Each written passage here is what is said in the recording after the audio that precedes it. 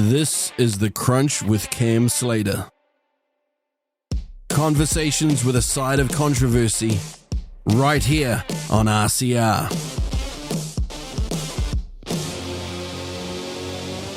Former Labour politician and now New Zealand First candidate Shane Jones needs no real introduction. He's been around the traps, he's been part of the elites, and now he's seen the light and standing in Northland for New Zealand First. Welcome to The Crunch, Shane. Yeah, greetings from today sunny Northland, the land of aspiration, hope and growth. Yeah, the electorate race in Northland this year is real interesting. There's a lot hanging on it for a number of parties, New Zealand First being one of those. Do you think you're taking a risk of splitting the vote here and letting Willow Jean Prime carry on as the MP? Well, I think we need to bear in mind, since 1996, the average vote that the Labour candidate in Northland has attracted is about 8,000. The outlier result was the last election when Willow Jean secured 17,000 votes against the 16-odd thousand from Matt King. And I've got no doubt in my mind that this election, the Labour percentage of the vote will drop back to about 7,000 to 8,000, which is the usual norm. Matt King, he's standing, obviously. Grant McCullum for the National Party and myself from New Zealand First.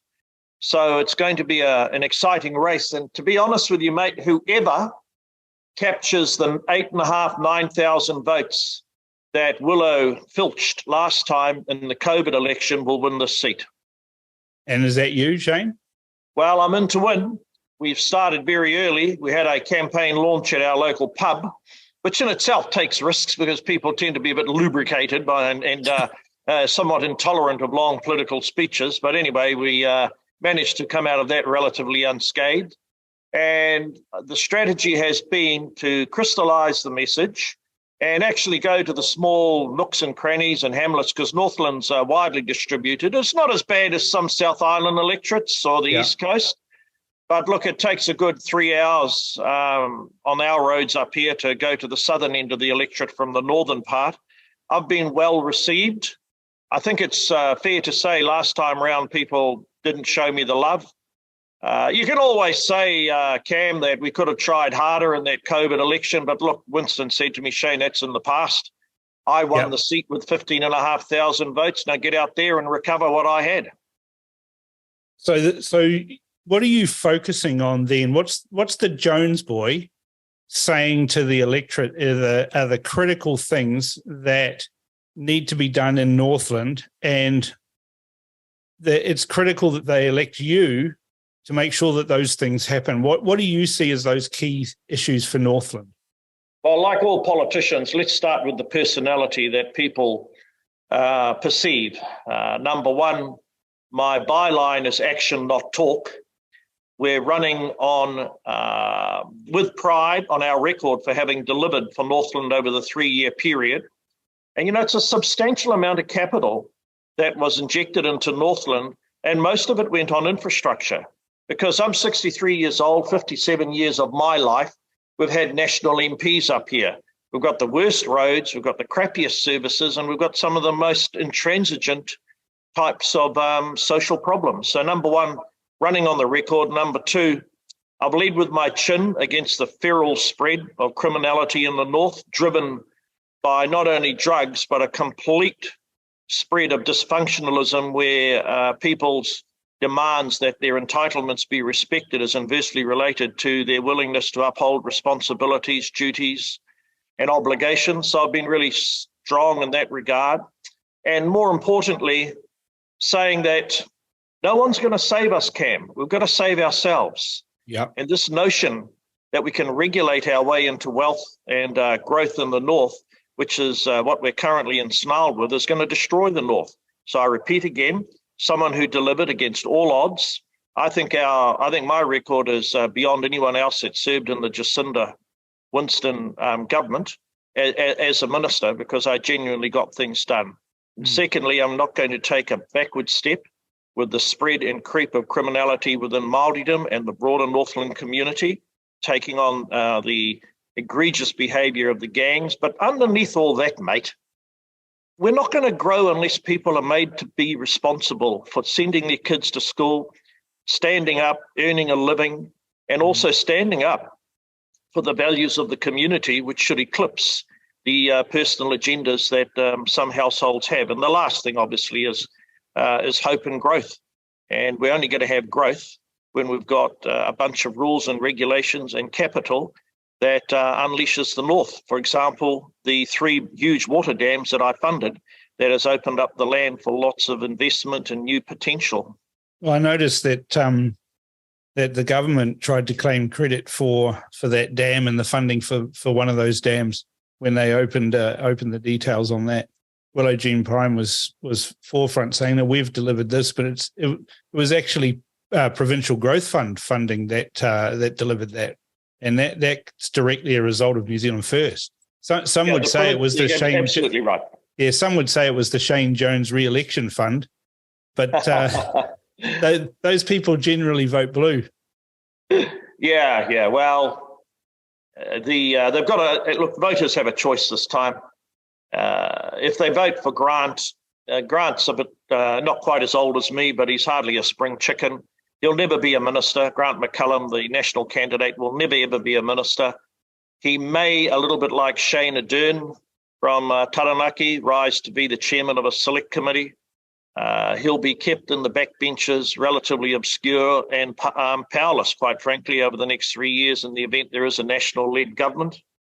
Willow was handed the seat through COVID, and she's done nothing with it. There's not been any fresh injection of capital up here. The NZTA are spending some money in the Mangamuka Gorge, but that's State Highway 1. You should expect that we in the north have resilient, accessible, and safe roads to drive on. You don't need to campaign on that every 3 years. It's just an expectation that we have. But look, the point is well made. One shouldn't take anything for granted, but I genuinely believe that we're in with a major chance up here. We've got to continue to spread the message and beat the drum and go out and meet the people. Because Northland electorate, normally you pointed out it's been, what 57 years with national MPs. Normally the Northland election race is very yawn-inducing. It was, National won again in Northland. This election, though, it's kind of special because if you win Northland and New Zealand First only gets 4%, then you're still in. And the same goes for Matt King. It's all or nothing on Northland, particularly for Matt King. Do you have that feeling yourself, Shane, that it's all or nothing for Northland for New Zealand First, or do you think New Zealand First is going to get a few more vote, get well over the 5%, and Northland will be icing on the cake? Yeah, that's definitely how I feel. I think it'd be tremendous if I could emulate the feat of Winston, which he achieved in the by-election in 2015, and secure the seat for Northland. That would be a tremendous outcome both for the party and for the North. However, look, it's not fair to say I'm dismissive, but I'm a doubting Thomas about the accuracy of the polls that are bobbing around at the moment.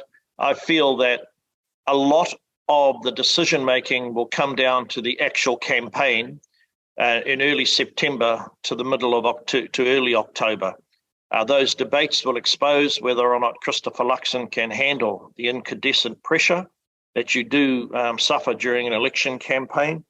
It'll be an opportunity for Winston to demonstrate that the reservoir of experience and knowledge that he has. And also a reminder, mate, nigh on 25% of all voters are over the age of 65.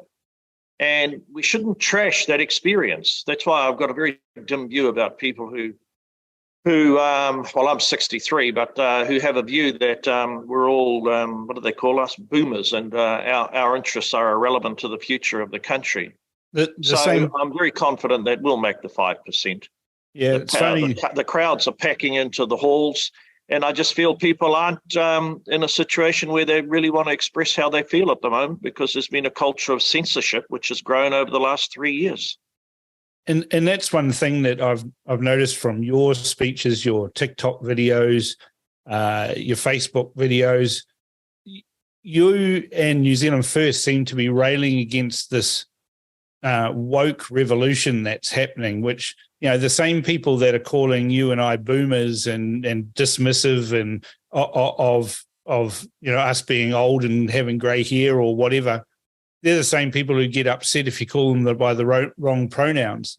It's kind of strange. The same people who are hurling insults don't like insults coming back their way. Yeah, well, in the event I ever wash up as a minister again, I don't ever want to receive a letter with he, she, they, them. I'm perplexed as to how the hell New Zealand ended up in a situation where a tiny sliver of the population, for them, the most dominating issue in their life is their gender. That is not the main issue in Taitokerau, Northland. That is not the main issue in the vast majority of households I encounter. And the fact that the social revolution has eclipsed a host of other far more important issues, I think, is an indictment on the current regime. I completely detest the notion that men can walk unfettered into ladies' toilets. And I just feel that it's inverting some of the major influences that define us, who we are as Kiwis. But there it is, it is what it is. Personally, if you want to make your lifestyle choices as a part of your bedroom politics or how you live your life in your own home and your family, that's your business. But this notion that somehow it's a riveting, all-encompassing issue in comparison to everything else that people complain to me about, it's a tiny, infinitesimal issue to me as a New Zealand First politician, and I don't ever want to receive a letter from anyone demanding that I regard them as a he, she, they, them. The content of your advice is what I'm interested in. Yeah. Character of your gender, I couldn't give a hoot. But isn't this part of the woke revolution to segregate, divide, create antipathy in society so that everyone's at each other's throats? And that even goes down to the racial divisions that this regime has fostered, where we hear constantly in the media how hard done by Maori are, how woeful they are at doing these things. How it seems to me from an outsider, I was born in Fiji, so I'm a Kaiviti. I was born in Fiji, yeah. So for me to sit here and listen to the media and politicians demean Maori and disable them with these attitudes, at the same time pouring billions of dollars into various different projects that don't seem to do anything to actually assist Maori, and health reforms are a huge one that you could point to. And then I look at people like yourself, a Maori New Zealander standing in a general seat, and I think it's kind of like you're the kind of people that we want to see, that we're all just Kiwis, aren't we? Yeah. And this division. We've ended up, I think, in a very, very dangerous space. And it didn't just arrive over the last 18 months, but it's been turbocharged by Jacinda and the current government, and also aided by the Green Party and the Māori Party. The notion that a political party such as the Greens should be running on a writ that reopens Treaty of Waitangi claims, that changes the law and basically makes as a permanent state of crisis the grievance mentality of Māori hapus and iwis is not only ugly, but it's going to condemn New Zealand to a constant state of polarization. Now, the Green Party have these extreme ideas. The Waitangi Tribunal, in my view, by 2025 should be closed down. If not closed down, vastly pared back, it has served its purpose. The Waitangi Tribunal has no business determining matters of a constitutional character, including whether or not sovereignty has been ceded, whether or not self-government at an iwi level should be tolerated. those matters lie at the heart of what it means to be a democrat, a citizen in a unified nation with an indivisible citizenship.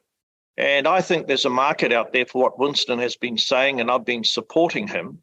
Unless we stand up and boost a sense of patriotism, loyalty, and national pride and economic nationalism, we are going to end up as a version of the bleaker aspects of Fiji, where the economy gets hollowed out and you've got two ethnic groups constantly bickering with each other.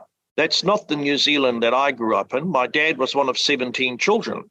My grandmother was born in 1892. She was the first blend of the Dali Maori of the North. And she's the one who gave me my language and a lot of my knowledge about Māori history. We grew up next to the marae. I got sent to St. Stephen's School. And the creed and the poisonous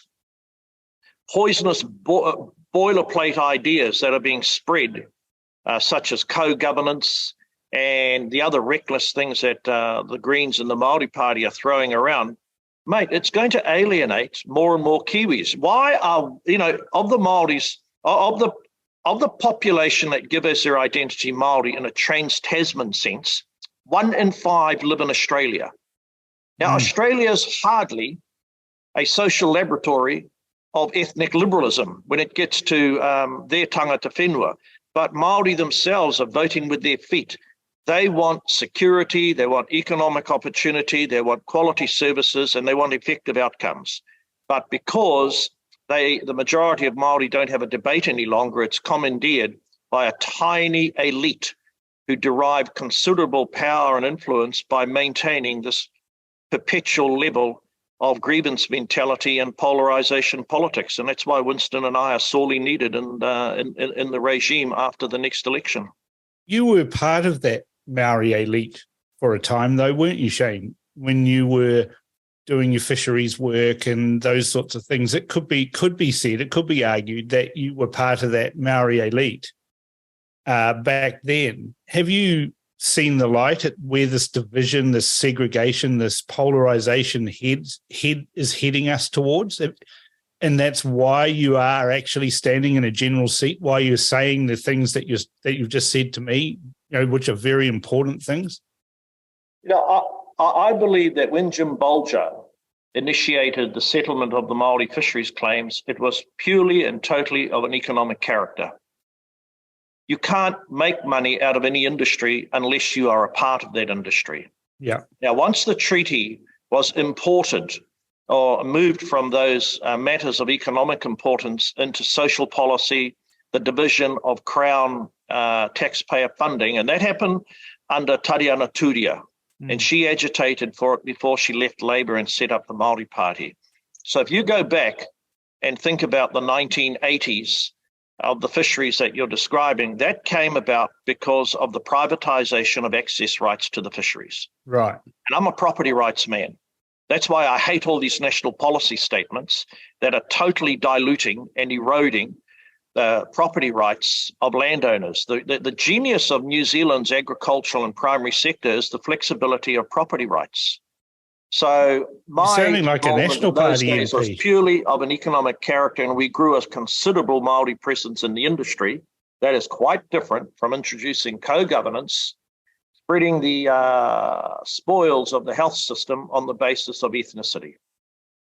You're sounding like a true blue National Party person standing up for property rights and things like that. Is that something that Nationals perhaps abandoned over the years and is now ceding that argument to the ACT Party or to New Zealand First? Anyone who looks at my record, you'll always know that I've been pro-property rights. My dad was a farmer, and all my experience in my own sitting as a representative when I was a young man on tribal affairs, I was always about securing recognition of property rights and then marrying capital to endeavour in creating jobs and wealth. I grew up like that. And this isn't a sudden revelation to me. But most of the activists and most of the promoters now of the Māori creed, they've moved away from property rights. They are into the creation of a dual sovereignty. They're into the creation of too much divisiveness. And look, the vast majority of Māori both don't understand that, and number two, are not interested in it. It's almost as though there's a bloodless civil war going on, which will see New Zealand governed in a different way. And it's been described as, that New Zealand has got to find its own unique democracy. But surely democracy is one person, one vote. And anything that prefers a preference in anything, access to health, could be even something as minuscule as cheaper car parking at the hospital, that is decided purely on the basis of race, is going to head us down a pathway towards everywhere else in the world that's done this has ended in violence. Do you see that happening in New Zealand, or do we have such a laid-back attitude that we'll just let it happen to us? We'll just carry on. Well, inertia is one of the greatest foe in any democracy, mate. Yeah, and that's where you do get egregious cases of corporatism, or you have the entrenchment of a small elite rising to the top. You only have to look at the Middle East, indeed Latin America shows what happens when inertia then turns into an opportunity to suppress dissent. Now, I don't feel that New Zealand will inexorably end up there. But look, unless we stand up for the foundation values that define who we are as Kiwis, bit by bit, we're going to erode and corrode what it means to be a Kiwi. And I don't care if I sound old-fashioned and folksy speaking in that vein. This is what the campaign is going to be about when I'm in the North. And I don't hide these ideas from people that are my whanaungas, my relations, or in other parties. I say, hey, this is a contest of ideas. And if the people embrace and accept my ideas, then we'll be voted in. If not, then fine, we're on another trajectory. I don't believe that other trajectory, which will end up where more and more Kiwis are so afraid or so scared of openly talking about what is it that comprises the eclipsing premier predominant values in New Zealand, and democracy has to be right at the top. There is, that's why I've been saying, hey, mate, I'm all for putting the K back in iwi. And I speak the language. Yeah. My mum was a school teacher and encouraged pride, and my grandmother and my dad and our church, the Anglican Church, encouraged pride in all our ethnicity, all our, as we say up north, the whakapapa, Dalmatian, Welsh and Māori. And what's really important now is that we identify and fight for the things that make us essential Kiwis, because our whole demography is changing. There's 100,000 new migrants coming here. The Indian leaders themselves have told me many of these migrants are ill-suited for life in New Zealand. Mm. They are not capable of maintaining a level of economic livelihood, and they're washing up looking for assistance. And that's because every time we open up and act in an unfettered, indiscriminate way and open up the channels of immigration, we increase our population, we worsen our prospects and infrastructure. Those are the big issues that we need to address, i.e. maintaining solidarity as our population changes, not continually rehashing what happened 180 years ago. Well, looking forward instead of looking backwards. Yeah, well, the prow of the waka's in the front. The stern is where I'm sure they nipped over the back and had a pee. I'm not interested in that end of the waka. Yeah, true. And that's the thing, though, isn't it? New Zealand is a multicultural society, but we've seen from this government, particularly after 2020, after the 2020 election, a helter-skelter approach to locking in New Zealand as a bicultural nation and ignoring the multicultural aspects. And like you've got the Dalmatian aspect in your heritage. I've got Scottish. Winston's got Scottish. Aren't we all just people that have all come here on a ship or a plane anyway, including Maori? I mean, the oral history of Maori says you all got here by boat. So aren't we all colonizers? Yeah, I think where we've got to go on this question is we've got to emphasize and elevate a narrative that talks about our overarching pride in who we are in relation to where we live. We're an isolated nation of 5 million odd people in a very distant location in the South Pacific. There is no one other than a colony of penguins to our south. Yeah. And when you conceive the big earth-shaking movements that are taking place between OECD countries, between America and China, the recalibration of who's going to enjoy ascendancy in Southeast Asia. Europe. We cannot afford, mate, this insular bickering and petty squabbling as to whether or not ethnicity, whether or not some other criterion should be used to improve our socioeconomic outcomes. I feel that in the North area, we've ended up with far too much Wellington-based regulation, which introduces an unhealthy level of activism in relation to the Māori involvement, for example, in environmental management. There's a new policy statement called the National Policy Statement on Biodiversity. Now, your listeners yourself probably don't even know about it. No one's hardly ever read it. But in that national policy statement created under the RMA to manage Indigenous biodiversity, it has to happen in partnership with the local tangata whenua. Well, who mandated that? Who campaighed on that? Well, how many Who endorsed that from the electorate? Now it's the law. And that's one law I hope to enjoy the pleasure of incinerating early in 2024. Maybe New Zealand First should have a real policy bonfire where you get all of these laws that have been promulgated over the years that have introduced these things and have, sell tickets, put it in the centre of Eden Park, sell 40,000 tickets to watch laws be burned. There's some merit in that.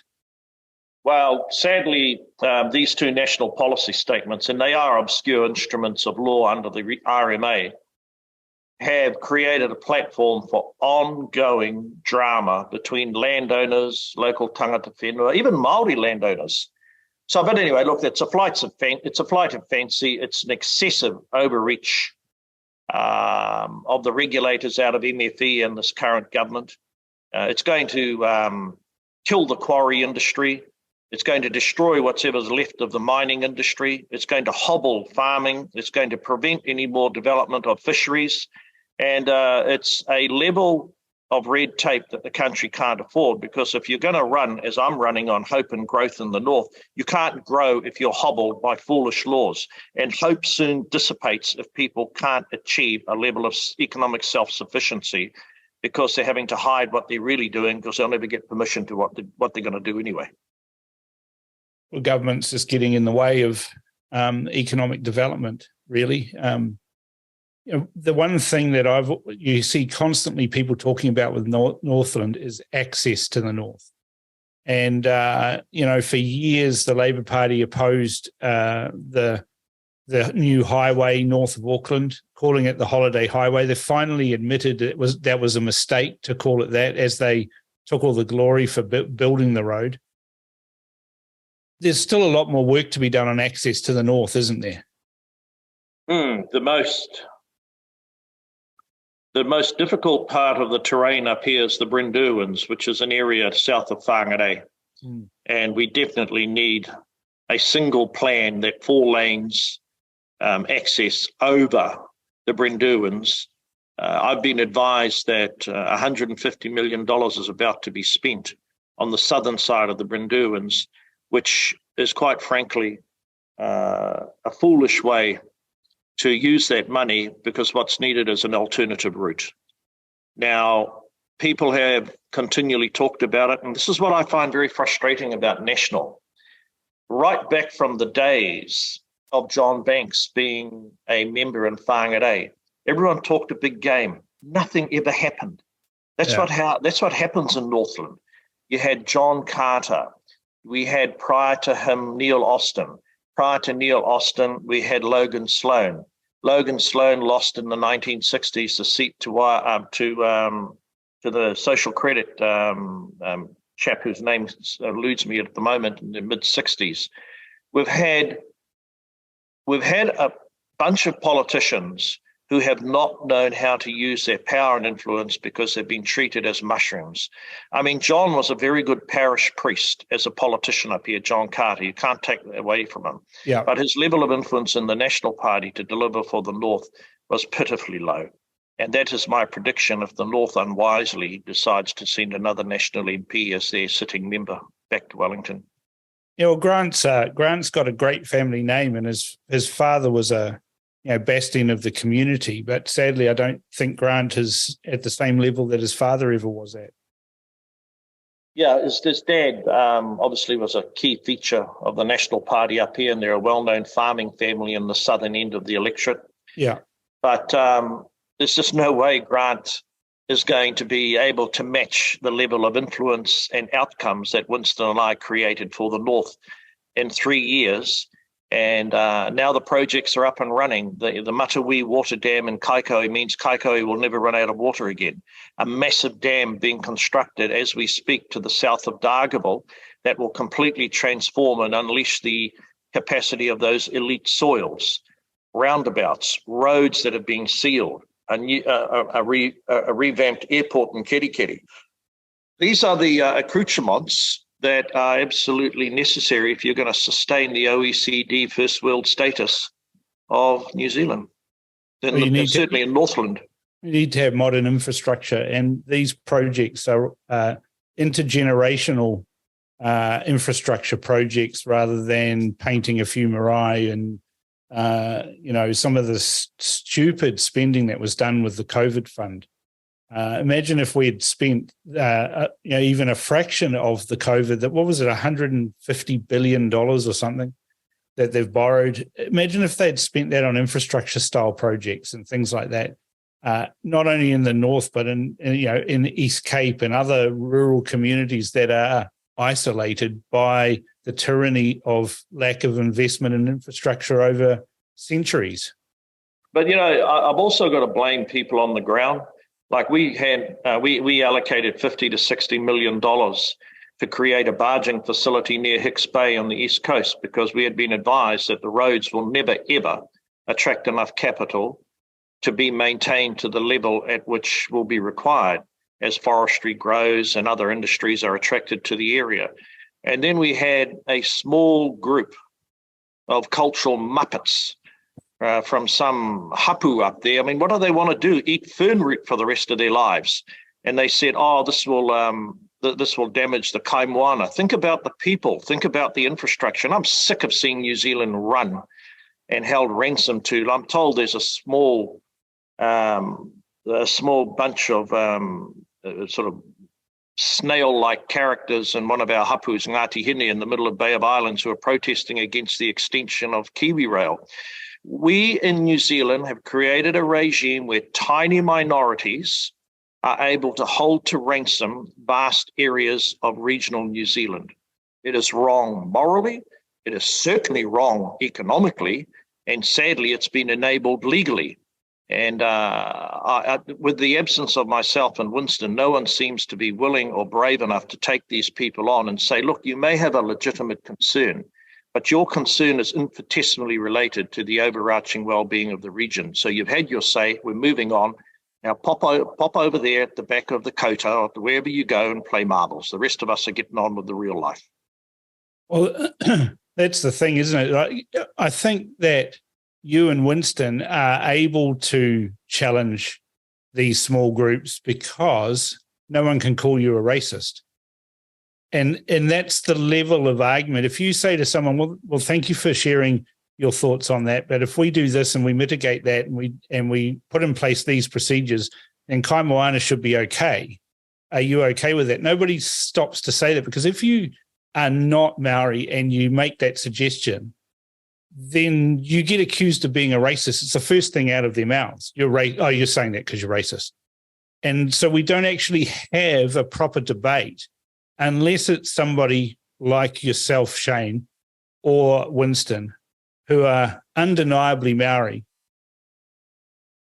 challenging these people? Yeah, I mean, we're either going to stick up for the growth of an integrated nation and boost the resilience of our whole country, or we're going to surrender in some kind of patchwork way to these tiny constituencies who will be the first to complain if the benefit's not there on time, first to complain if the road is crumbling. We cannot afford, in the face of all this adverse and volatile weather, and this is before I get to the shrillness of the climate Pharisees, we need to maintain alternative sources of connectivity. Now, whether it's more marine transportation, which I happen to believe in, boosting more flood resilient roading or rail, and I've given you two examples. It is wrong for the overarching development of Northland and the East Coast for these tiny groups of cultural termites to eat away at the willpower of the rest of New Zealand to grow an integrated economy and maintain resilience throughout all of our regions. Well, it seems to me, Shane, that your pitch to the people of Northland is anti-wokeism, anti-biculturalism, and more actually supporting the Kiwi way of life as we have learned to enjoy over the decades in New Zealand. And you're saying to the people of Northland, vote for Shane Jones. I'm from here. And I'm going to stop all of this nonsense so that we can grow our region and grow our country as a whole. Is that a fair summary? Yeah, we definitely need a gospel that drives growth, and growth should not be compromised by any tiny minority politician, political group or cultural group exploiting the law. Now, sadly, the green activists have found a route into ruining the economy via the hapus. And one only needs to look at the unholy alliance between some of these green anti-capitalist nihilists and what they're doing with deluding our hapus. Now, sadly, their writ has grown considerably. Their influence is inversely related to their size and their contribution to anything positive in the economy. And those types of things, I think, are a kind of incandescent expression of wokeism. Look, it's important that every community, Māori community, find pride and meaning in what they consider to be valuable.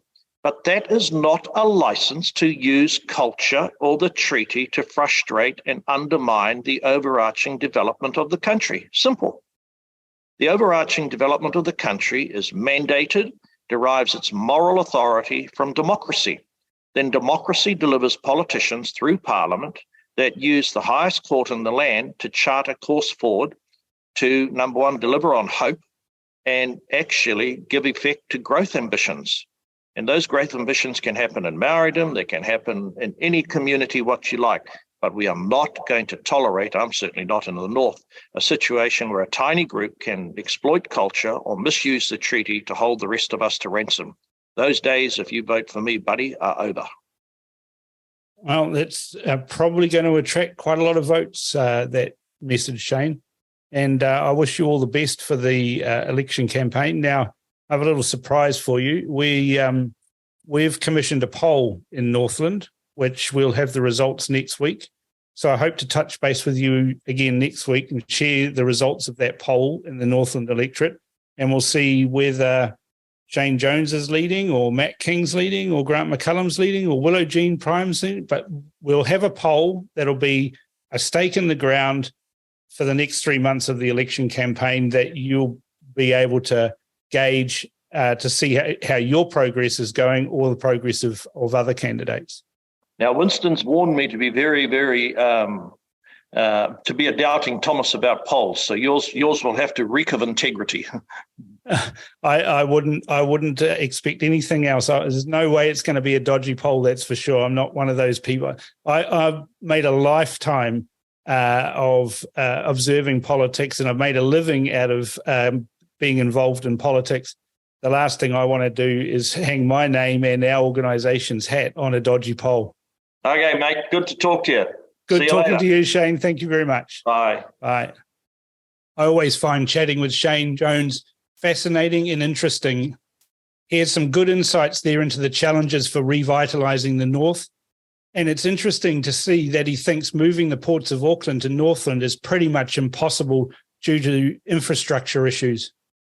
And I was pleasantly surprised to hear he's taking the fight to the wokesters.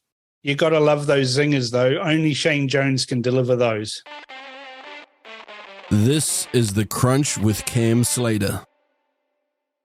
Conversations with a side of controversy, right here on RCR.